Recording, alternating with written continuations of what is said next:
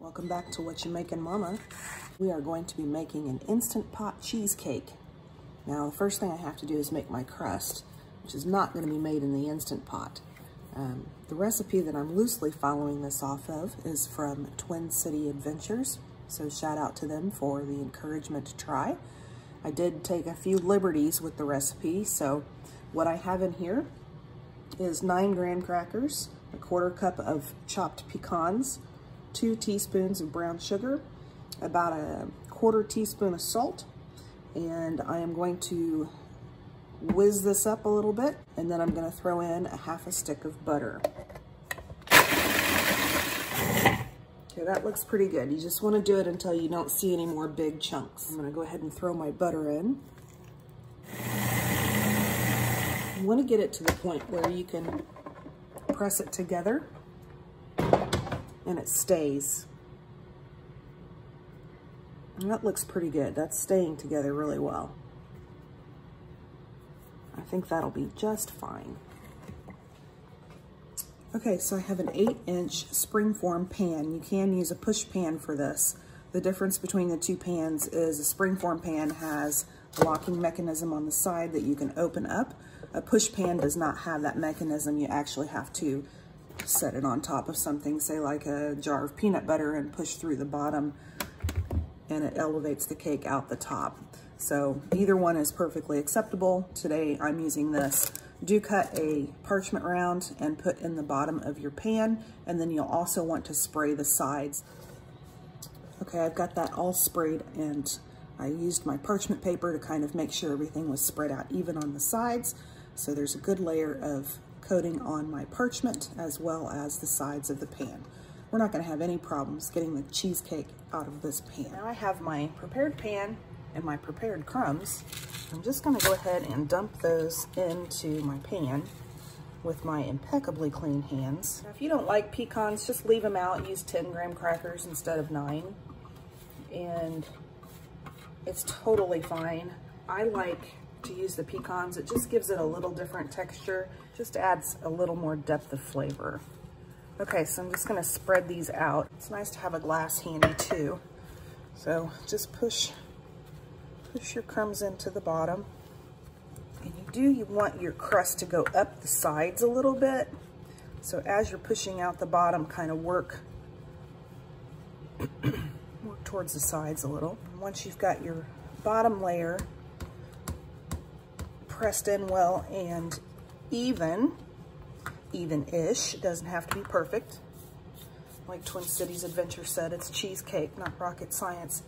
I take my glass and then I push my glass in, and that will help to form the sides and get the sides pressed in well, so when it bakes, it stays nice and even on the sides.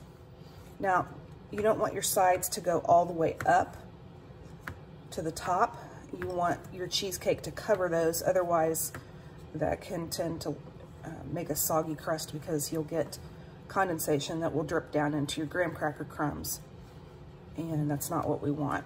So once your sides are all completely pushed in, we're going to bake this in a 350-degree oven just until everything starts to get a little bit toasty golden. So there's my crust. It look pretty. I'm just going to pop this in the oven just for a few minutes. You can see it's just starting to get golden brown around the top, so I know it's baked and it's set. I don't want to make it any darker than what it already is, so that was perfect timing. That was in there maybe about 10 minutes, if that. So it kind of depends on your oven and how thick your crust is. So just keep a good eye on it. Just as it starts to turn golden brown, go ahead and pull it out. We're gonna let this cool off while we make our filling.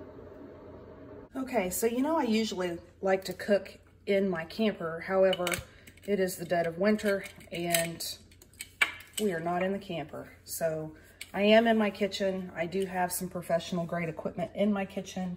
However, this could totally be done in your camper. Don't let the KitchenAid make you think that you can't do this with a regular hand mixer. It's totally acceptable to use even a hand whisk if that's all you have. Totally okay to do that. To my mixing bowl, I'm going to add 2/3 of a cup of sugar. I'm also going to add about 1/2 cup of sour cream. Just a couple pinches, not a lot. We're going to add 2 tablespoons of cornstarch. Now we're going to put in 2 teaspoons of pure vanilla extract. If you don't have pure vanilla extract, you can certainly use the imitation vanilla flavoring. Totally acceptable. Pro tip, this is really cheap at Sam's Club. It's like half the cost of regular stores. So if you've got a Sam's Club near you, find somebody with a membership and go in and just get some vanilla or have them pick some up. I think it was like $6.56 for an 8-ounce bottle, which is hella cheap. We are going to add 16 ounces of room temperature cream cheese.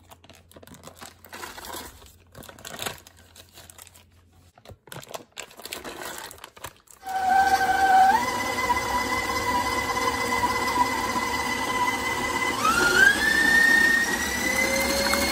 I'm going to add 2 eggs that are also at room temperature. Just 2 large eggs, and incorporate those. Okay, so that's nice and mixed. Morning, babe. I'm making us a cheesecake for dinner.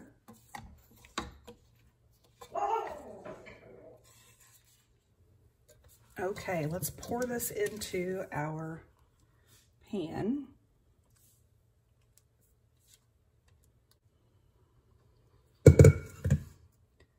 And I'm just going to smooth it around just to make sure that all of my crust is covered. That'll seal my crust in. Okay, that's all good and sealed in there now. Now, we get to stick it in the Instant Pot. So I have my Instant Pot. I have my trivet that came with the Instant Pot in the middle of it. I'm adding 1 cup of water just to make the steam and the pressure.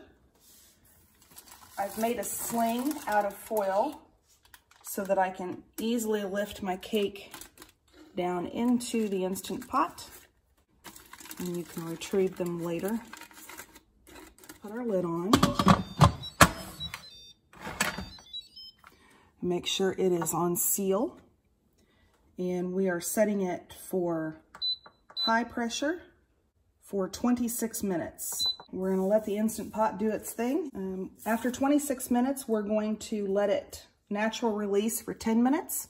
So in about 36 minutes, we'll come back and check and see what it looks like. Okay, we're back. About all that steam was released.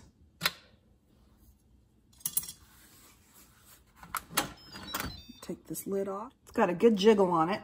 Take a paper towel and just try to get some of that excess moisture off of the top of the surface of the cheesecake. Wow. I smell the vanilla. I smell the graham crackers. Now, the original recipe that I'm following did not call for baking the crust. So that is something that I kind of did on my own. I just feel like it develops the flavor more. So if you don't want to bake the crust, you don't have to. I think that's good, guys. Okay, now the tricky part.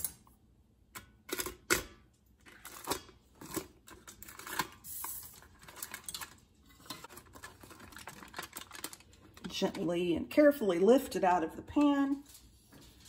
Okay, so now what I'm going to do is I'm going to lay a paper towel over the top of this, and then I'm going to put a piece of foil over the top of that. Now the paper towel is going to help to soak up any excess moisture. And I'm going to just go ahead and put this in the refrigerator, and it's going to need to set for a minimum of 4 hours, preferably overnight. Okay, so we just pulled this out of the fridge, and I'm taking the foil off, and it's perfect. It's pulled away from the sides a little bit, and I'm just going to pop the spring form off of it. Beautiful. Just gorgeous. Okay, let's get a plate to put that on. Okay, so I'm just gonna take a can of cherry pie filling, and then I'm just gonna dress it up a little bit by adding a little bit of imitation vanilla. This is a clear vanilla. And I'm just gonna put a teeny tiny bit of that in there, and it just brightens up the flavor of the cherries. And then I'm gonna stir that around just to get it incorporated. And then not everybody likes the cherries, so I usually will just serve this on the side. And it's just as easy as that.